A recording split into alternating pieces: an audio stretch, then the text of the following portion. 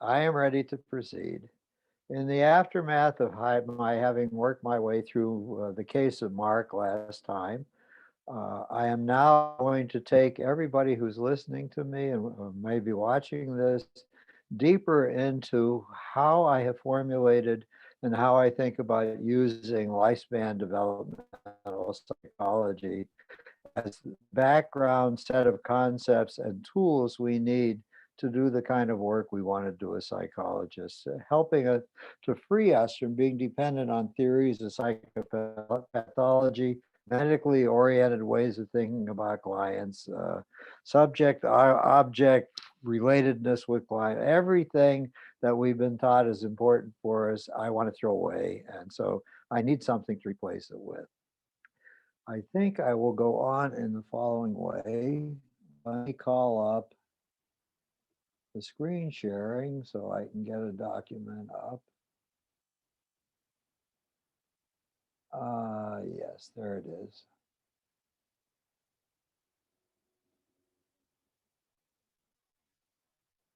Here again is my list. Let's see, let me make it smaller.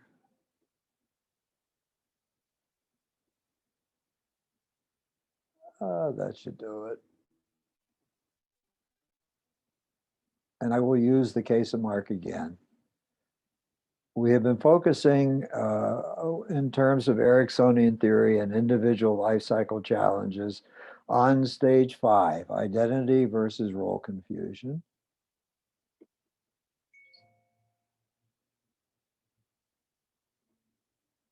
There it is. Okay, you can see it now. It is the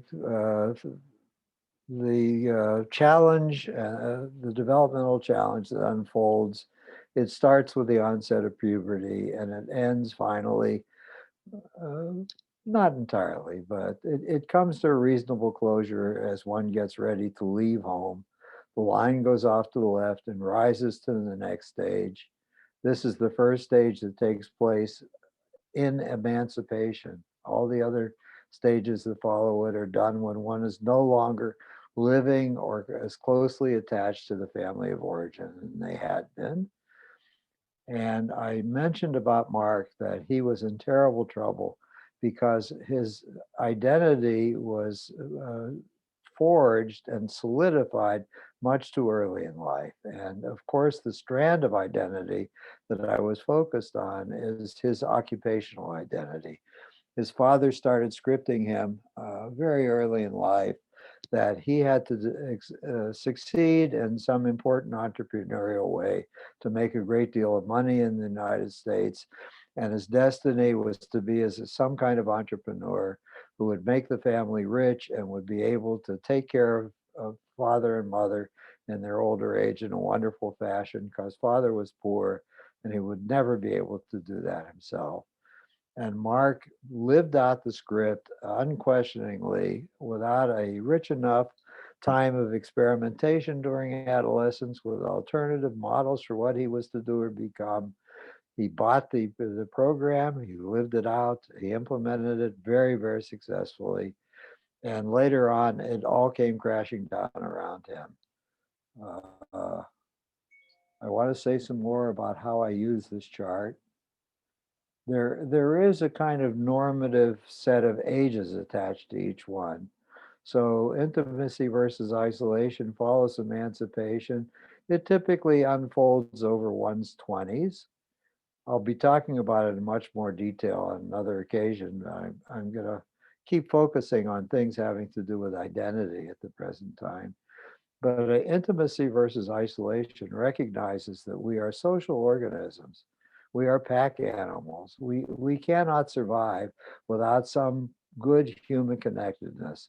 There are many models through which we can fulfill this, but some people remain, as I like to call it, do use the term, they remain rather schizoid and threatened and apart. They move towards hermithood.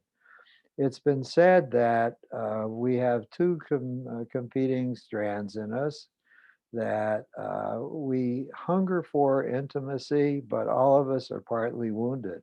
Nobody reaches adulthood without having been disappointed, hurt, failed, exploited. A variety of things could have been done to us that wound us. So at the same time, we hunger for closeness, human warmth, and connection. At the same time, we're partly self protective. We want to avoid it, we want to minimize the risks of it, we want to stay partly detached. And the whole world is on a continuum. On one side, there are those of us that embody, I'm blocking again, I'm having a senior moment. Oh, who was the wonderful French symbolic poet who wrote a line? Uh, I can't remember his name, it will come to me. But the line of the poem is, when I die, I would like my body to be so covered with the scars of having tried to love as to make an autopsy impossible. This is one extreme. People who are willing to risk everything for love, who will seek after it, who want a powerful and passionate connectedness, who will put up with disappointment, with horrible failures, with being hurt and harmed along the path for searching for that enduring and continuing wonderful love. And there are those all the way at the end of the continuum who are so frightened of any engagement of any kind that they will dart out, take little bits of human connectedness, and then fly into their safety again. So the challenge of intimacy versus isolation is not either or. We find ways to be partly intimate or more fully intimate, and we also find ways to isolate ourselves some. And in varying degrees, we're at one end or the other end of that continuum between those two polar opposites. Starting in the late 20s, early 30s, if we do master it somehow, we put together what is our unique and maybe not reproducible way of getting our human needs for warmth and connectedness met at the same time honoring our needs for separateness and self-protection. We've also made a career choice. Our occupational identity is that we've already started at the preceding stage is unfolding and living out itself. The only thing you can guarantee is that adolescence as a whole, as I would like to define adolescence, does not end with leaving home. It ends somewhere on the completion of stage one prime and in the entering then into stage two prime. Uh, this takes place in the decade of the 30s primarily. We put together the rest of what we need to take up as adults. Are we going to get married? Is that the form of intimacy we're going to follow? If so, we're going to have children. By the time we're well into our 30s, we've made decisions along those varying vectors, and we have put together a lifestyle that's more sustaining. Up until clients are in well into their 30s and they come in to see me, they're fragile about something. They're uncertain about something. They're living their life, but some piece of it isn't quite as they would like it to be. By the time they move beyond 35, they feel like they understand how to make various parts of their lives, close relationships, relationships with children, or the decision not to have children, carrying out tasks in the workplace, having leisure time activities. Their lives are fairly well rounded and they feel in charge of them pretty well. The only thing that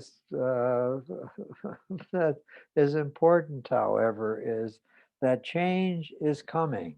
Even if you think as you move towards the decade of your 40s, you understand life pretty well, something is going to happen to knock your game apart. You're going to get fired from a job. The corporation you work for is being merged with another one, it's being bought up. The career you have is turning out to be one that's coming up in lessened numbers. Coal miners are disappearing. Other things will disappear increasingly. Everything you think that's going to be stable over a lifetime, some part of it's going to fall apart. The one sure thing that's going to happen for a large portion of the population, if you have a child everything you've worked out with your partner, with yourself, with your work life, everything has to be reworked because the is incredibly disrupting to things that have happened. Those who do not possess reasonable role flexibility so they can embrace some change and begin to make modifications without being terrified or overwhelmed with anxiety. It's very important. And there are those of us, unfortunately, that are doomed to get stuck in role rigidity. As I mentioned to you, there are the first five stages on which these upper stages sit. So, with regard to intimacy versus isolation, the earliest stage of life, trust versus mistrust, undergirds it. This takes place and unfolds from birth to about 14, 16 months of age. It is coming into the world and learning to trust other human beings. We're very vulnerable during this era. If we're not soothed, attended to, and taken care of in reasonably wise ways, we're bent towards mistrust. The appearance of other human beings does not fill us with comfort, it fills us with mistrust. So it's no wonder that those who have not been welcomed into the world by comforting and sustaining and well bonded parents, whoops, I didn't mean to do that, will have trouble with bonding later on with a life partner and probably choose not to have a single life partner. They struggle in intimacy versus isolation because of what happened before. What's underneath 2 prime? Stage 2 is autonomy versus shame and doubt. The child during this stage is becoming less dependent on parents, is struggling to get out into the world more, is struggling with the beginnings of learning to be autonomous, self soothing, and on his or her own. And if they're not managed well by parents and get some serious wounding in this stage, they're going to be rigidified in their roles. The change is going to feel threatening to them. This is also an era where many no's have to be taught and the beginnings of socialization are going on. If that's done too harshly or too early, the rigidity that's a problem later on begins to show itself in adulthood. Finally, and by the way, Mark was wounded since he came out of stage 5 with too much scripting that had been done for him and too little experimentation. Every one of these upper stages was in trouble. He was actually at stage 4 chronologically. He was well into his 40s when I met him. He should have been dealing with generativity versus stagnation. How do I keep my somewhat aging life still lively? And how do I feel generative in careers I chose a decade or two ago? And in roles that I chose a decade or two ago, how do I keep from stagnating? But he had not mastered, he came out of poorly mastering stage 5. He certainly didn't fully master 2, well, 1 rather. I told you that his relationship with his wife was mainly symbolic. They weren't really that intimate. He had sex with her and they did things together, but she didn't know him. He had a whole secret life. She was not a person he went to for comfort. I was probably the first person he learned to go to for comfort. His comfort was to go to a Korean massage parlor and get jacked off. That was his form of comfort. He was very bad at being really intimate in terms of social intimacy, having no secrets, being transparent about all things with anybody. He was very badly shaken with regard to role flexibility versus role rigidity. He knew what he was to do. He was going to continue to expand his net worth because that was his role as a man. He was very traditionally male. It was the role assigned to him by his father, and he had no role flexibility and was in great trouble when he was bankrupted, when the feds took away his right and his capacity to make a living in the ways he had been used to making a living. He was absolutely devastated in his role rigidity. He had nothing at stage 3 prime. He didn't even begin to develop that. I call it social engagement versus social detachment. He didn't have altruism in him, only for the members of his family. He never considered what could he do to make a difference in the world? What could he do for people who he wasn't related to?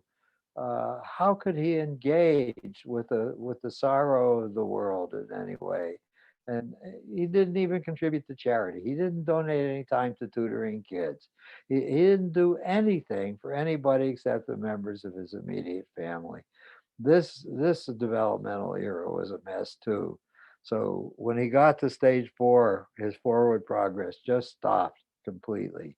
He had run out of gas by that time. So that's about what I want to say. I did some foreshadowing. I will talk about each of these subsequent stages beyond the stage 5 that's been the focus of my work with Mark. But you can see how his difficulties at page stage 5 resulted at last in his collapse of any further forward motion when he drowned in stage 4. I think I will go on then to see if I can call up a different handout. This is going to be exciting. I think I'll be able to, but I'm not sure. There it is. Yay! I'm not falling apart here. I think I'll make it a little smaller. Okay. As part of my Ericksonian theorizing, I have created a document. There it is. Good enough parenting. Uh, my first version of this is to talk about what is the good enough parenting that kids need to get themselves reasonably well through stages 1 through 5 while they're still living at home and under the tutelage of their parents. I came to decide, however, that our relationship with parents doesn't end when we leave home. We come back, we continue to have our parents in our life. And there are things the parents can do, even though they're not scripting the children closely anymore, through the rest of the lifespan, as long as they're alive, that will either facilitate their offspring's movement through the subsequent adult stages or create troubles in terms of the movement through those stages. So I will be getting to all those things in time. Let me simply go to what is good enough parenting in stage 5, one we've been looking at. Here it is. Let's see, let me move this to one side. There, everybody should be able to see this. Puberty to emancipation. I think I'll make it a little bit bigger again so it can be read. And I'll do a little reading. Here is what parents need to know. Preparation for independent living must begin in earnest. And preparation involves activities on the parts of parents and activities on the part of the young person. Everybody needs to be aware in the family within a few short years, the developing child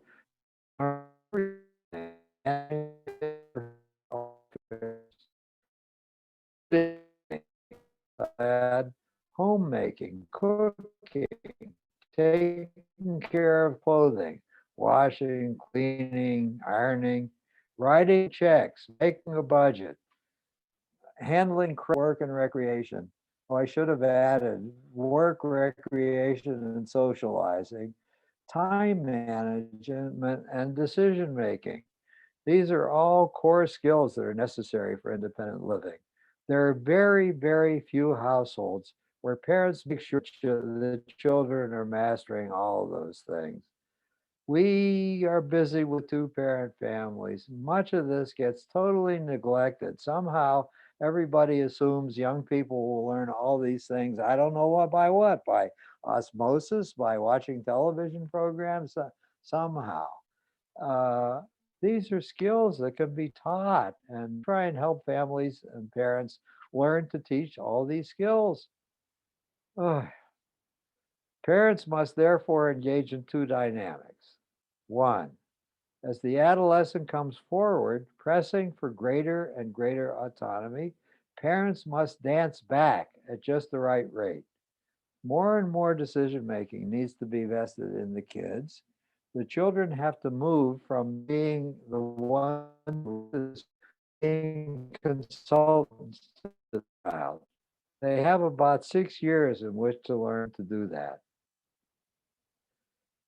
I am telling you, I feel sad because I don't know anybody who becomes a parent that's had any preparation for these tasks. And you'll see as I go back over earlier stages, the challenge of being a parent is partly a challenge of being quite flexible because the needs of children of one era are not the same as needs of children who are developing through the years onto something else.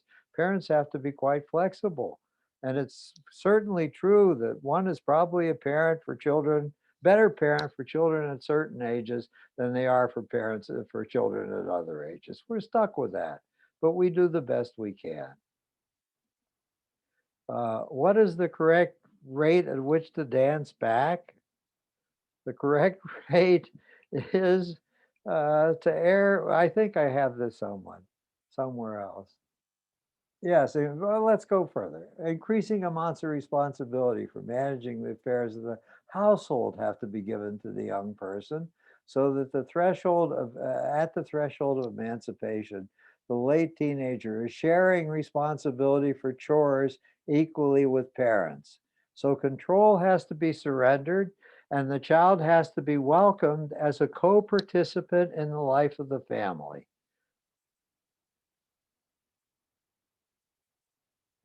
So here, children will signal if the dance of emancipation is not being conducted properly.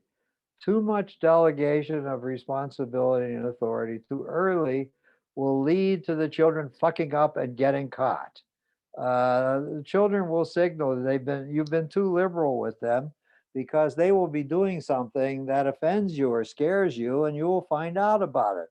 A capable child who's living well will do experiments with all kinds of things, many of which the parent will find hair raising, and they'll protect their parents. The parents will never find out about it. They'll reach adulthood. And I can still remember, in my own case, my mother saying to me, "You were the easiest child I ever raised. You never caused me a moment's worry." Little did she know about my secret life. She knew about my overt life during those days. Starting at age 14, I had a part time job. I was working. I got straight A's on my school records. I was respectful. I never argued with her, was rebellious to her. I had friends. She liked my friends. She didn't know about all the secrets. One of them was you were allowed to drive in California at age 14 back then. It was still partly post wartime years. And teenagers were given emergency credentials to get driver's license at 14. If they either had a job they had to go to, or if parents would sign a letter that they were needed to carry out some functions for that household, that the parents were partly limited in some way. The DMV would issue a driver's license. So I got my license at 14. Starting at age 15, I got my first wreck of a car when I was 14.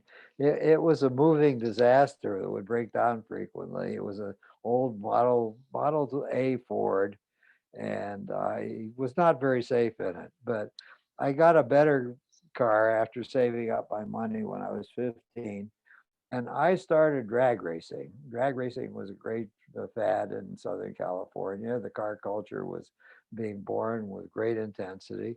And I would go down to Pico Boulevard in Santa Monica at 2 o'clock in the morning. I'd sneak out. I'd go out very, very quietly so I didn't awake anybody sleeping. Our driveway was on a little incline, so I would leave my car parked in the driveway. Back then, we had clutches, and you could start a car by putting it in gear and popping the clutch. So I'd roll backwards and reverse, let out the clutch. The wheels turning would turn the engine over, and it would catch quietly. And then I would drive away without the noise of starting the car. And I'd go down and gather at where was it? Olympic at 26 that we drag raced from. We would gather there and we would go west. It was an exciting drag race because At 14th, there's a hill that goes down to 11th, and the end of the drag race came down over the crest of the hill, and we would stop down below after we'd cross the finish line. We would go at 2 in the morning because there was hardly anybody on the street, so we would just run all the red lights that were in between us and the end of the course. We didn't give a crap. And it was really very dangerous. A car could have been coming in the night that we weren't seeing, and we could have crashed. God knows what. On one occasion, the hood of my car flew open as it went over the crest of the route at 14th, and I couldn't see. The hood was up in my face, and I just slammed on the brakes and held the wheel straight, hoping I wouldn't crash into something on that occasion. My mother did not know anything about drag racing at that point. I was also a member of the Midnight Auto Supply Club. We didn't have a lot of money, so sometimes if somebody would have a dead battery that was rotten, I would go with my buddies and we would steal a battery out of somebody else's car. So we'd find something that had a compatible battery, take the battery, drive away. Some of us would stand guard, so if any cars come, we would hide. We had excellent ways of doing this. So I was a thief. I was stealing helping to steal car parts out of other people's cars, and I was experimenting with my sexuality. Starting at about age 15, I would sneak girls into my bedroom. I would open the screen, come in through the window. Again, we had to tiptoe and be very quiet, and we would experiment with touching each other and doing foreplay. Wasn't ready to have intercourse yet, nor was any of the girls, but we would, quote, make out in my bed. We couldn't make noise. We couldn't moan. We couldn't howl. We couldn't. No, we couldn't make any sound. We had to be careful the bed didn't creak. My mother didn't know anything about this part of my life either. She only knew that I was a perfect son. Oh, for the final thing, we were experimenting with alcohol back then. Each of we would gather about once a month. Each of us would steal some liquor out of the liquor cabinet of our parents. We'd pour some of it out of an almost full bottle and replace it with water. We'd steal a bottle. If there were lots of wine bottles, we'd take one, hoping that wouldn't be missed. The ticket of admission to the gathering, and there were males and females there, where you had to bring some booze. And we then would get a big punch bowl. This would be a house where nobody was home for the evening. We would had to have a house that had a big mixing bowl or a big punch bowl. We would just throw all the varieties of alcohol, gin, wine, whatever it was. We would throw it into a bowl, and then we put a lot of fruit juice in it too. And we would drink some of us until we threw up, and that was very exciting. And I did that frequently. I was often coming home at night from being at somebody's house around 9 or 10. I wasn't coming home too late, but I had gotten really shit faced, and I was weaving as I walked up the driveway, and I would try and maintain myself and walk straight as I went through the living room. And my mother would call out to me, "Are you okay? You home?" I say, "Yeah, I'm fine. I'm going to bed," and I would stumble into bed, sometimes getting up quietly and throwing up again. I had a bathroom right next to my bedroom, so she wouldn't hear that. She didn't know anything about my drunkenness either. I kept her safe. I protected her. Uh, Too much delegation too early will lead to getting caught. So if you backed away too early and you're not monitoring sufficiently, or if the child is wounded from something that should have taken place in previous ages, so the child is trying to deal with these problems without a full deck of coping skills because of too early and too serious wounds earlier, then the kid is going to fuck up. That's one of the ways that you'll learn that there's trouble, and the child will be signaling to you, you need to clamp down. Don't give me too much liberality. Now, the clamping down necessary. Don't punish kids. I don't believe in punishing kids. You clamp down in the following way.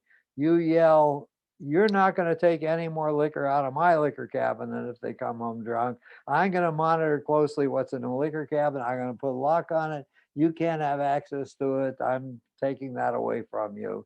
And you need to do, I believe in community service. You're going to do community service.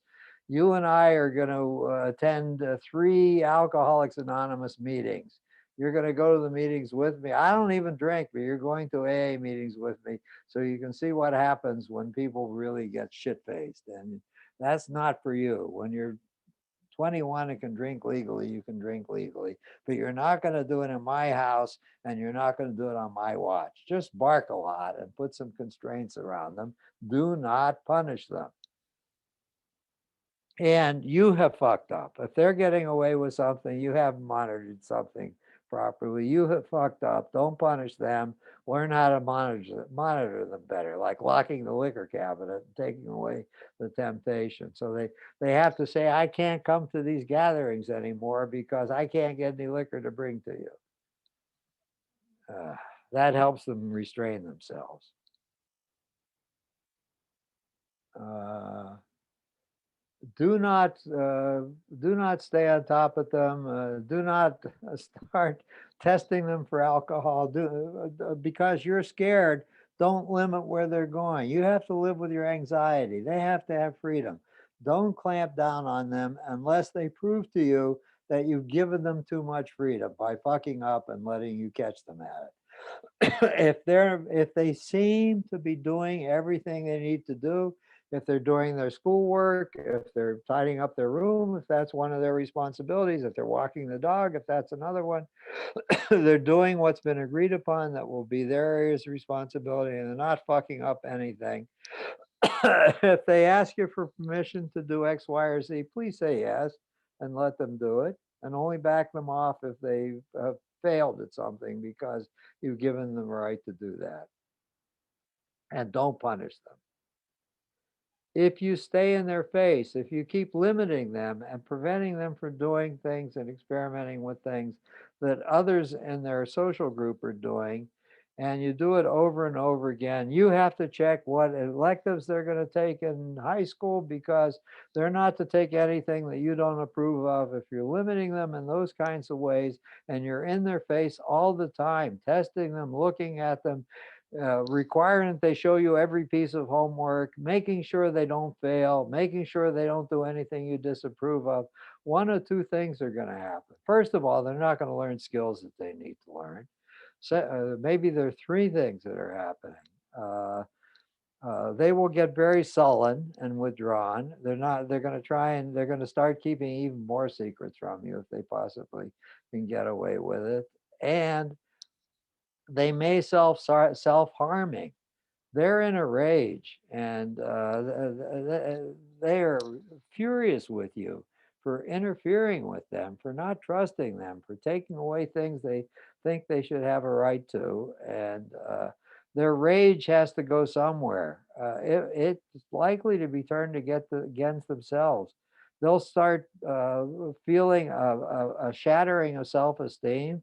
They'll feel fairly worthless, like they can't do anything right, and or they'll self-harm. They'll start cutting themselves. Instead of stabbing you, they'll cut themselves.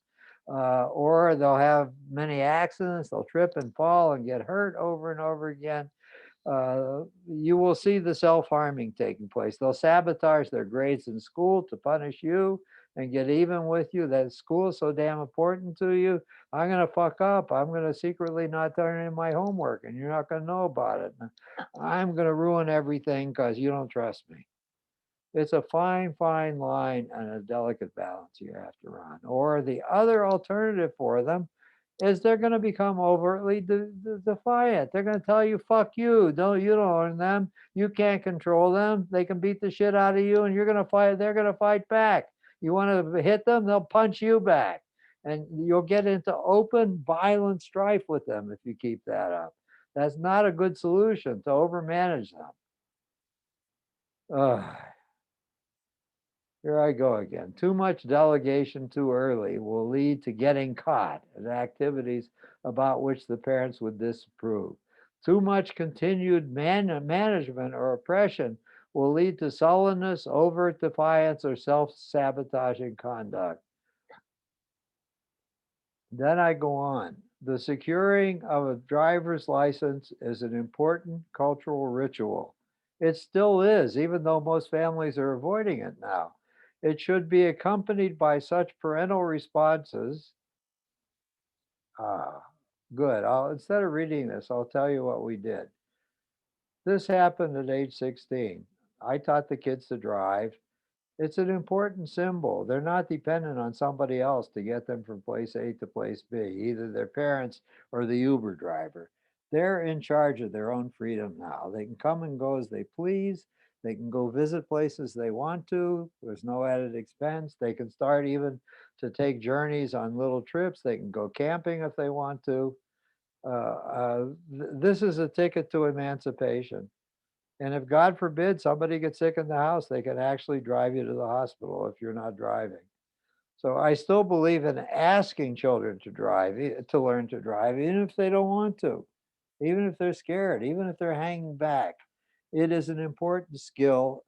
And we may have self driving cars someday. Until we have self driving cars, we should ask children to learn to drive. The last vestige of a culture that shouldn't entirely disappear. Coincident with that, because it does signal you have a much wider range of opportunities in your life and things you can go explore on your own without me and without any other adult. Uh, Now is the time to begin to delegate even more fully things like time management and decision making, because there are only going to be about 2 more years left before the child might actually go away to school, for instance, or join the army and go away. And you won't be there anymore to see and manage what the child is doing. So turn it over to them now. My wife and I talked a lot about this as our kids got older, and we made a decision. We were scared, but we were going to do it. We were going to give each child a secret birthday party on their 16th birthday that they didn't know about. The birthday party was there would be no more unsolicited advice that we would give them.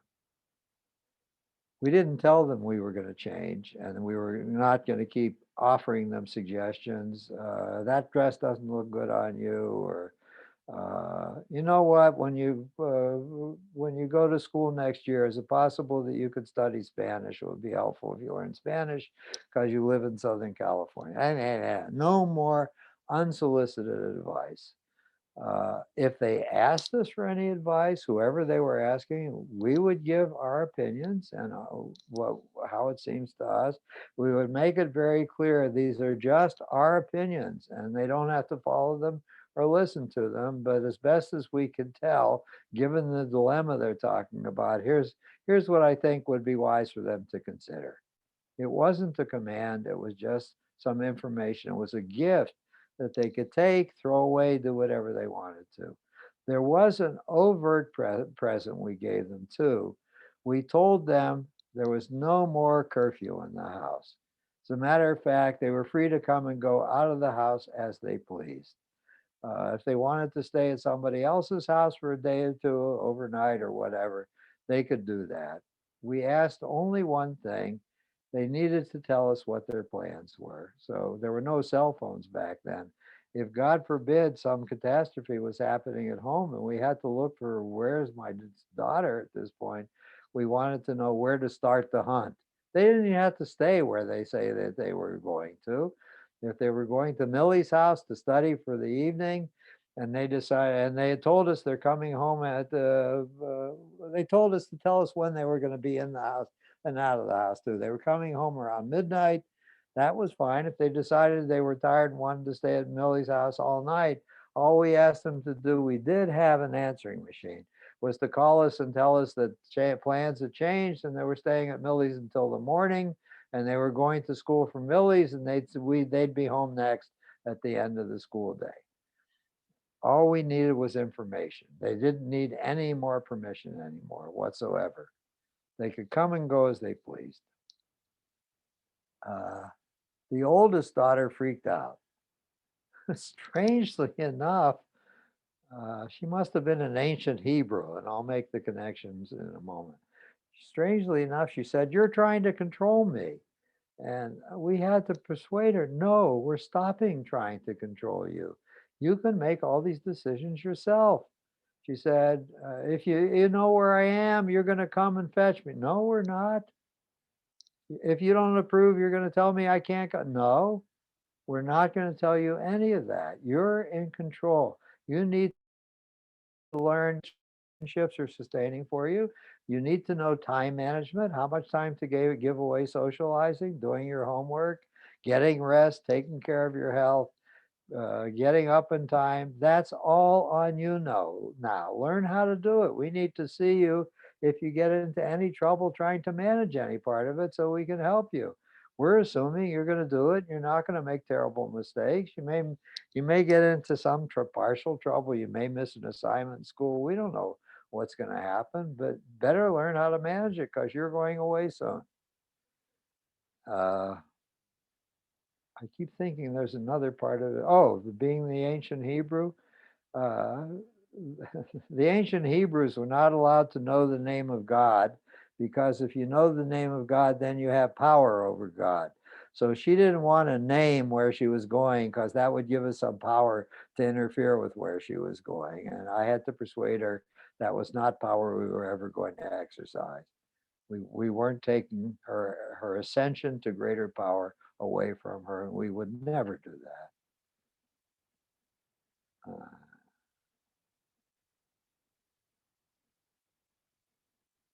Let's see, do I have this written here? Yeah, yes, I don't have it written clearly. I should revise this. There are two skills that need to be practiced while the child is still at home. One is more responsibility for running the household because they're going to be singly responsible for running their own household. I think the assignment of chores should start early, maybe as early as when the kid starts preschool. No, preschool's a little bit early. When they start school, when they go into kindergarten, there's no reason they can't do something like taking out some waste baskets and empty them into the receptacles outside. Those can be a chore that's given to the kid. Setting the table and setting the table properly, clearing the table, scraping dishes, putting dishes in the dishwasher, walking the dog, feeding the dog,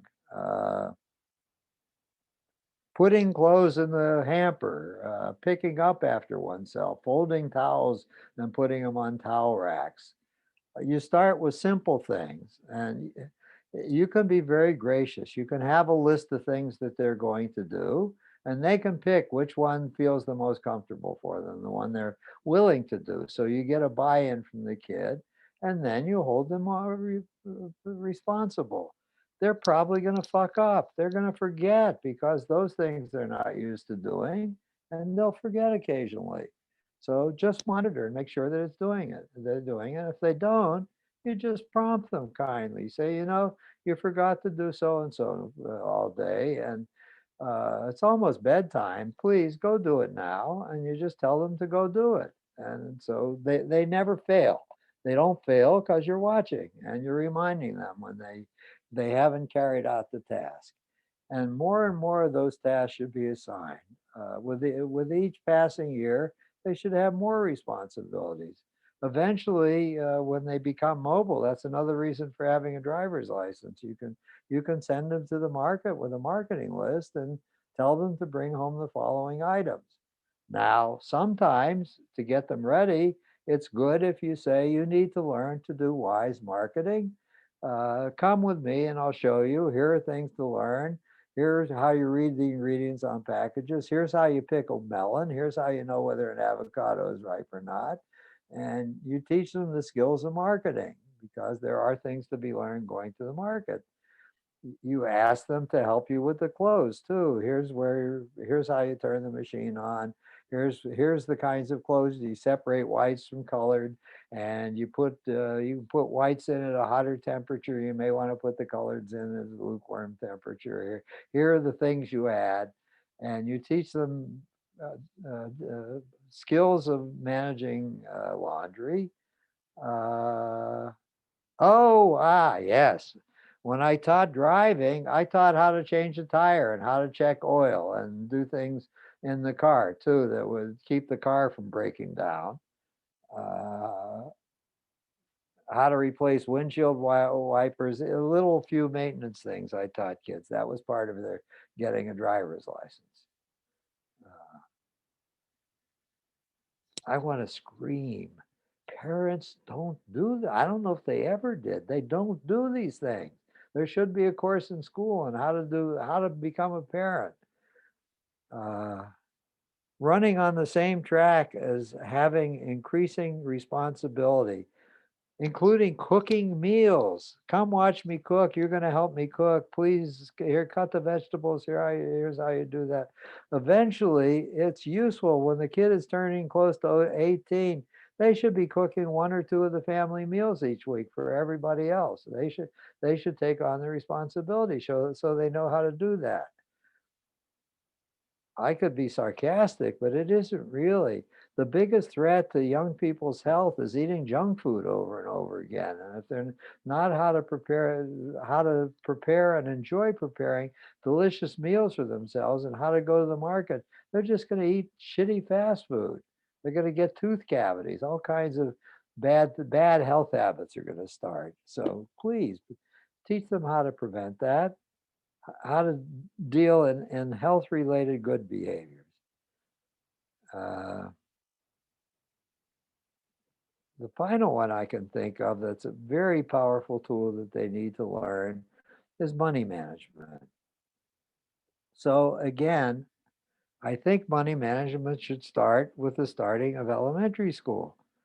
Uh, if the kids are used to asking for money for anything, when they're in the market, for instance, can I buy that? Because there's something in the market they want to buy, or you take them to the toy store, they want to buy some toy.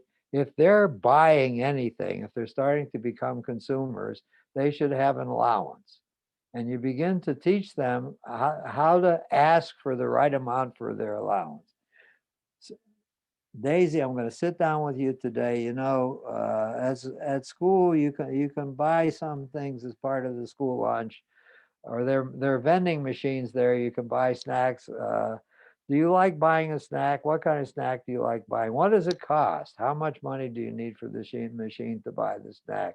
Let's figure out. Maybe it's okay. You can buy 2 snacks a week. Is that enough? Is that enough? About how many snacks do you usually want to get? You come asking for money. I know we give you money, but about how many snacks should you eat a week? Do you want to have 3 snacks every day out of the machine? That's too much junk food. I'm not going to approve of a budget for you to get that much. I'll give you two snacks a week. We'll give you the money for it. We'll put it in a piggy bank in your, or some kind of container, a mason jar in your room. We'll put the money in every week, and it's going to be there. It's enough for all week. You can get 2 snacks at any day you want that during that week, and go buy the snacks.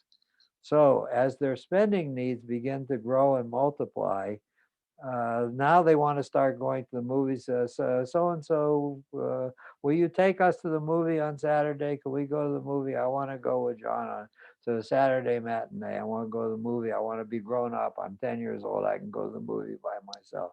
Well, it's going to cost you something. Yeah, will you give me money? I'll tell you what. Let's start building in at a regular interval of your choosing. You're going to go to the movies, so maybe we need to give you a monthly budget. You're spending money on food. We've increased it for various other kinds of food. Let's start giving you a recreation budget. It'll cover movies. Are you downloading music already? Do you want a budget for the cost of downloading music? We'll figure that in. That's something you do regularly. We don't object if you do it in reasonable amounts and don't bankrupt us. So let's add that to your budget. So you make the budget start covering more and more items, and they're always free to come and tell you they now need money for X that they haven't needed uh, money for before. So you're into labor management negotiations. You give them bigger amounts. As they head into adolescence, it gets even more complicated. They start needing personal grooming needs, razors, razor blades, deodorant, all kinds of other things that they're buying for their personal grooming. So you increase the budget and make them responsible. You'll take them to the drugstore or the market where they're gonna when they run out and need to buy it, but it's up to them to manage the budget. There's always a principle. If you do without some things, you can easily, we don't care, you can move the money into another category. You want to go to more movies next month? Well, to eat less snacks, or don't do some other things that you're doing, and then you'll have the money to go to more movies. At around 14, now the budget begins to get even larger. It's a closed budget. You figure out what you spend for them on an annual basis, probably in the beginning. You go over your own records and bookkeeping. What the hell did I spend to clothe this person last year? It's probably hundreds of dollars. And typically there's a big spurt in the fall just before the school year, and then the needs are discovered during the year, and you give you take them and treat them to more clothes. Give them an annual clothes budget, saying you don't care what kind of clothes they buy, or as long as they cover their nakedness, it's up to them. And please don't ask you for the money. They can go anytime they want out of their clothes budget and they can buy something. But if they run out of money at the before the year's up, they not going to buy any more clothes for the rest of the year. Or they're going to have to move money out of some other line item in their budget to try and cover whatever it is they think they need now. The only exception to that is maybe shoe size. If they've outgrown the shoes and can't wear the shoes they're wearing anymore, maybe you'll consider amending the budget to give them some new shoes that they can wear for the rest of the year before they get their money again. Finally, I think there should be a gift line item in the budget. They should be encouraged to start giving gifts to people at ceremonial occasions. They're going to go to any birthday party or their friends? Well, some gift has to be bought. What would be reasonable money to spend on a chum's birthday party? About how many birthday parties they think there's going to be in the years ahead, or maybe that should be done monthly. This month I'm going to so and so's birthday party. All right, we'll stick this much money in the mason jar.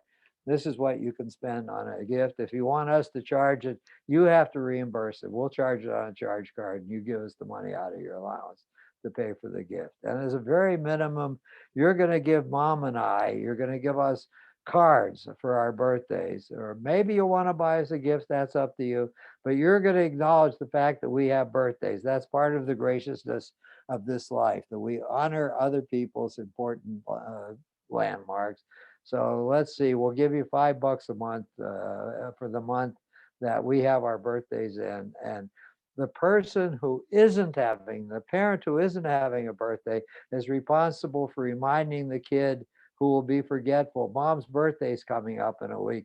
Let's go and get mom a card now, so that the kid doesn't slip and forget to do that. Habits of good manners and graciousness to people who matter have to be taught. And that's part of the budget too, because those things have costs attached to them. Aye, aye, aye, aye, aye. I think I've exhausted now what I consider good enough parenting during that era. Uh, if you guys are going to ask me questions about that, I'm ready to field questions and talk about it some more. Do I want to go on to something else? Uh, yeah, I have a few minutes. Let's see if I can do this in the way I wanted to. I'm going to a different handout.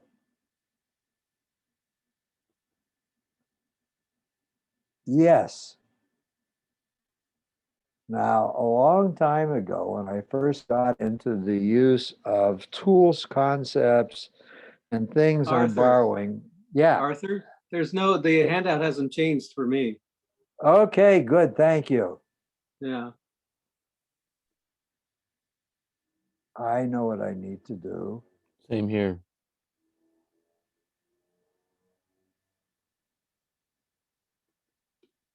I have to stop screen sharing and start it again. I think it's.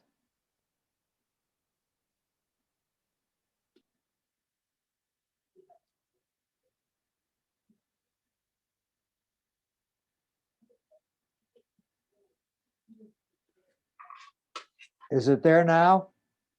Nope. Oh, wait, I haven't put share. Is it there now? I think it's coming up. Yep. Hooray! I Okay. mastered the technology, for better or for worse. Uh, if you remember, uh, where are your pictures? Are your pictures blocking some of the text?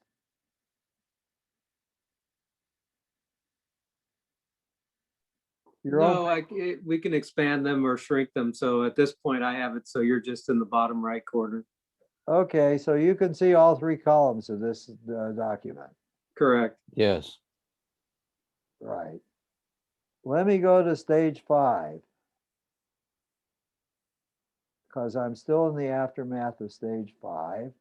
This is a document that pulls from Ericksonian theory what I've learned is necessary for the therapist to do to help people get through their developmental stages and start addressing the issues of the stuckness that's confronting you in the consulting room. I think I will move this down a little bit more because it's being blocked from me.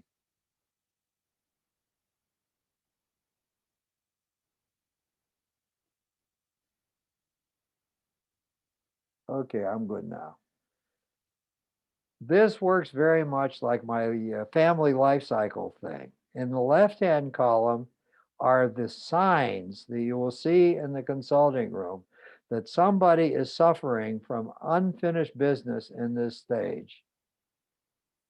Let's see, where's stage 5? I have to go back to stage 5. There it is. People with identity problems will show you one or another of these kinds of symptoms, maybe several of them. If they come in with a kind of bitterness and cynicism, that's the failure of the strand of identity that Anna Freud labeled as optimism and altruism. If they're cynical and closed down, the world's a horrible place, everything's fucked, I'm fucked, other people are fucked, there's no possibility of any redeeming anything, that strand of identity has not come together properly during adolescence. And you're probably going to have to turn to one of the preceding or several of the preceding stages to do repair work there so that this symptom at least begins to disappear. Fragmentation of the self. The occupational and sexual identity strands are in trouble, and or the sense of historicity is in trouble. They can't, they're lost. Who am I? Where do I belong? What am I supposed to do? They just seem confused. They don't know how to proceed with anything because everything seems overwhelmingly confusing. Family enmeshment. They're not sufficiently beginning to try to emancipate themselves yet. They're not pushing back. They're not asking for more autonomy. Or family disengagement. They've tuned the family out. They're now in that sullen withdrawal that I've described when the parents are over managing them. Occupational confusion. This is a direct thing about occupational identity. They haven't the foggiest notion. They haven't even beginning notions of what role they might take up in the adult world. They don't know if they want to go to college or not go to college. They don't know anything. All they want to do is stay home, play video games. That's the only thing they know that has any meaning to them. Value confusion. Uh, they don't know what they believe in. They don't know if they're what their political leanings are. They don't know what religion means to them. They're just lost. They haven't started to internalize any coherent sense of the self growing. Childlike pseudo intimacy. Uh, oh, this is a terrible time. It's particularly terrible for teenage girls. Often, they have learned that they can be sought after by males by offering male sexuality. So they're already into a kind of pseudo intimacy. They're available to masturbate boys. They're available to give boys blowjobs. Secretly, they even yearn that they wouldn't mind getting pregnant, and they do get pregnant in large numbers. But if you ask them, do they understand their sexuality, and is any of this really pleasurable for them? The answer is no. It's a kind of pseudo role they're playing. Their role really is they want to get rescued. They want somebody else to attach to. They want to use their sexuality as a way of getting adopted by somebody else so that they can get out of the house and finish the work of growing up under somebody else's tutelage. Ah, God. Failure to self-support economically and or emotionally. If people, those are the family life cycles signs of failure to get ready for emancipation. They're not earning any money. They don't know how to get any money. They don't know anything about money. And they don't know how to soothe themselves. They don't know how to get good emotional support from others besides their parents. They don't have a chum network or a dear friend or anybody who can be a sustaining person for them. They're in trouble. Uh, they're engaged as Mark was in the mechanical and unquestioning living out of scripts that were assigned to them by others. That's a remaining marker that there's trouble in this era. A viable, effective, personal, plastic identity. It's changeable under changing circumstances, but it's very supportive and sustains the person very well. They have a sense of themselves, their place in the world, what they're going to do with themselves, how to relate to others, and how to be sensual. That has formed in at least a beginning way that allows them to leave home with a sense of optimism and a readiness to do the rest of the work that remains ahead of them. So there's a middle column. What is it that therapy has to achieve? And it's the therapist's task to help in the creation of a coherent, inner directed self, balancing self support and responsiveness to others, becoming an engaged person, taking up a sustaining position in the fabric of the world. Ay, ay, ay. Mark, of course, had no sense of how to be sustaining for others other than the members of his immediate clan. He certainly didn't have a coherent inner directive of himself. He was a one-trick pony. Go make more money. Didn't even know about the other parts of himself he wasn't paying any attention to. Now, in the right-hand column, and I have to move the document so I can see it properly, but that's okay. You guys can see it. In the right-hand column,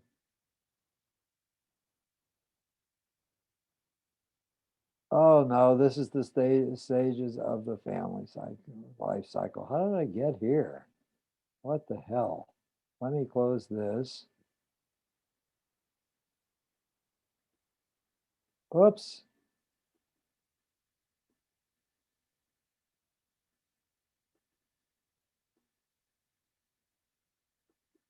Oh, I got you back. Did I check out? Yeah. Sharing.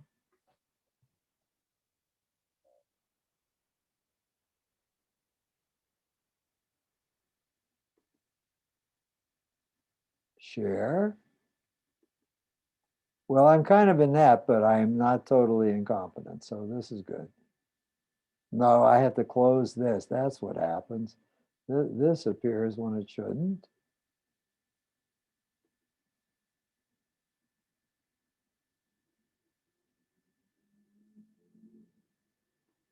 Oh, God damn.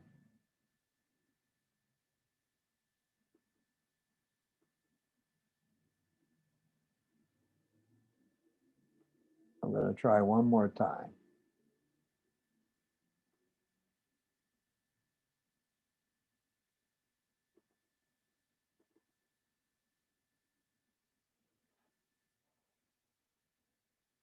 Stop sharing. Okay, I'm back. Now let me start sharing again.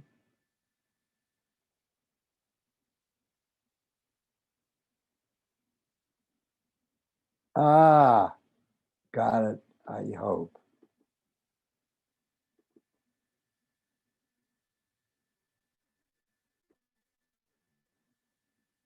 And it's not coming up. What the hell? All right, I'm going to have to quit at this point. And I think I will just turn this over to everybody else. Nice try, Arthur. It was Okay. got a few of them. Arthur, I had a question about, I think early on you had talked about kind of like a schizoid position. And several years ago, I had a client who had a good job at UCLA, and he had a bunch of friends, and he went to hockey games with, and he was a sort of a reasonably likable guy, but he couldn't and probably wouldn't ever be involved in a relationship, and Yeah. God knows we tried, and there were many kind of like experiments that pretty much all failed, and it was almost kind of like that we had gotten to the point, and actually I had the psychiatrist who was providing a antidepressant for him also concurred that in some ways that it was like we wanted to kind of like him have acceptance for pretty much a solitary life, Yeah. or yeah. There's no correct way to live in this world. Yeah, so that was really kind of like what the conclusion that we came to. Now, what was it that you attempted to do to move him out of his schizoid detachment? Well, I mean, we looked at his, kind of like a real difficult relationship with his mother.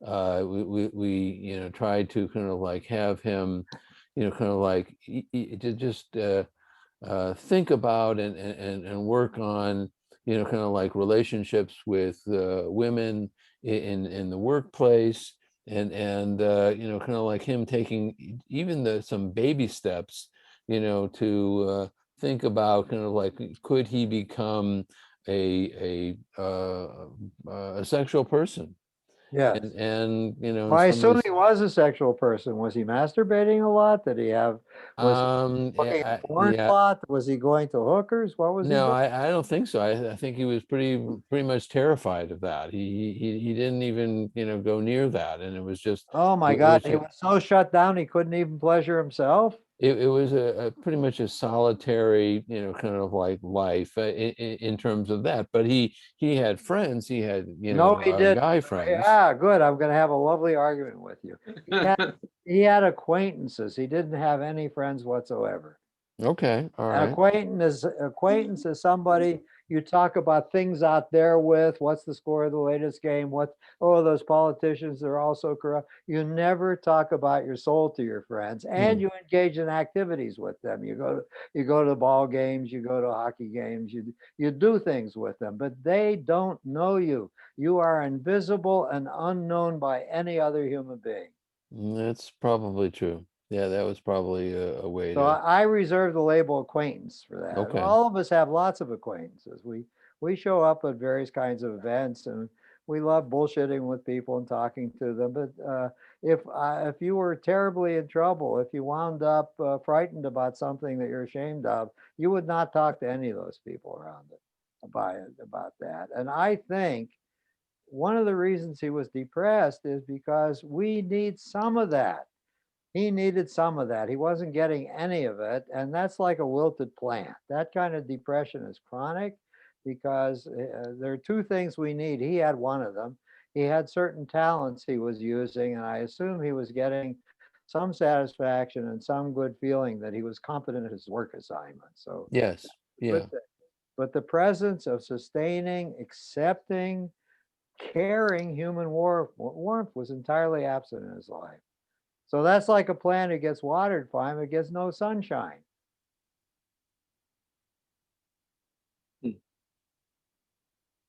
And you're right, there were two ways to move. You could help him to accept that this was a limit on his life. He had picked his pain and he was going to have his pain. But of all things, balance, that was the preferable pain to him than trying the alternative, because trying the alternative would require first baby steps, then larger steps, and then increasing risk that he would be really harmed. Wasn't willing to do that. There is a metaphor that occurs to me about his plight. I had a woman that in my practice that was similar to him in textures, and I was listening to her. She was living essentially as he was. She had a couple girlfriends that she did things with occasionally, but nobody knew her at all. And I believe I knew her probably more than anybody else, but I was sure she had 1,000 secrets she had never told me about either. She was I was probably the best relationship she had. You were probably the best relationship that guy had, Hmm. and that's a shame. She had nobody in the real world. So one day I was listening to her and lamenting how lonely she is and how she has no one to talk to, but she was making no attempt to have anybody to talk to. And I told her about the continuum from being very, very protected to being very, very highly risk taking, okay, wanting human warmth so badly that walk on coals would be engaged in, anything would be engaged in, if at the end of this activity, maybe there would be some real sustaining human warmth. She was not a big risk taker. And I had a visual metaphor that came to me at that moment. She was like a woman who lived in a hut in a jungle, in a clearing in a jungle. She could see the sky and the clearing was there, and the grass hut she was in was reasonable. It protected her from the elements. There was plenty of food. There were lots of fruit trees and other kinds of things growing that she could harvest and eat for herself. And there was a stream that ran through the opening in the clearing, and she had perfectly good drinking water. Her life was not at any kind of risk, but in her heart of hearts, she knew there was some other life. She knew there were places called villages, towns, even cities, where there were a huge number of human beings. And she'd known that she had lived in a family once. Many people live in the presence of other human beings. She had none. And probably the jungle didn't cover the whole earth. The jungle was just a limited area that she was living in. And probably if she put one foot in front of the other and navigated at night by one of the stars to make sure she kept walking in a straight line, if she just kept walking in a straight line, eventually she would come out of the jungle. The terrain and the verdure would change. Probably it would change from jungle to forest with fewer trees, and then maybe even to meadows. And then maybe in the distance, you would see a lot of places that human beings live in the far distance. And as she kept walking, she would come to human beings and she could start interacting with human beings. It is a terrible, difficult journey, but certainly one that's possible. And I said, in her dreams and in her images, every once in a while, she starts into the forest and it's dark in there and it smells terrible, fetid, horrible. And she sees crocodiles in the water and she hears growling animals and she gets stung by insects as she goes in there. And it gets overwhelming. She can't put up with all the possible things, terrible things that could happen to her. So she simply backs up and goes back into her clearing in the jungle, and that's where she lives. If it gets too terrible, she'll start partway into the forest again. But if it gets too frightening in the forest, she'll back up and go back to the clearing where the hut is and where there's ample food and supplies. So nothing threatens her and nothing will kill her. And there's absolutely nothing immoral or wrong about that life. It just will bring her incredible secret loneliness and a dependence on herself to figure out ways to comfort herself when life is bad, when she's troubled about anything. Getting older, for instance, approaching death, for instance, having meaninglessness. Mm. When when the consequences of the life she's chosen start nagging at her, it will embolden her again, maybe to start into the jungle, but she would have to keep walking step after step in spite of her terror in order to even arrive at the prospect that anything might be different. Ironically, my client was a walker. He did not drive. And so he would walk from his condo in West LA to his work in Westwood every single day, which was usually about kind of like 3 or 4 miles. I'm And, sure he and, passed people on the sidewalk. and then on the weekends, he would take longer walks. He would walk into, he would walk in, he would walk to Hollywood Yeah. and back. Oh, he was always walking in urban areas. Yes. Oh, I'm sure he was observing how other people live. He was looking in windows of restaurants as he passed by. He was seeing people holding hands on the street sometimes. He saw humans in some kind of human connectedness with each other. Even connectedness with a pet. I bet you he didn't even have a dog, that man. No, he didn't. He could have gotten love from a dog. That could have been a Yeah. beginning start for him. Yeah. Or a houseplant. Yeah, he could take care of a houseplant. He could give sunlight and water to the houseplant when he was not getting any. Oh yeah, the poet at the beginning you were talking about, I believe that's Rimbaud. Yeah, that's Arthur Rimbaud. That's correct. Thank you. I said that poem to my client too, and I said, "You are as far away and as opposite from Rimbaud as you can possibly get yourself," and that's not dishonest or not honorable. No, it's similar. Teddy Roosevelt in his kind of very famous speech, "The Man in the Arena," he urges people not to choose, not to live in that gray twilight that knows not victory nor defeat. But some people do choose to live in that gray twilight. Yeah. You know, and that's not, yeah, like you said, it's not a crime. All right, guys. Is there anything else before we stop? Yeah. Nah. Have a good Okay. weekend. Oh, I'll see you guys. I know what I would like some comments about. Now's not the time. Maybe I'll get further into what I'm presenting to you. What do you think about this crazy set of tools I've come up with? There haven't been many concepts of any discussions between us about that. So I'll put you on notice. I'm going to ask about that at some point. Bye. Sounds good. Okay. Bye. Bye-bye.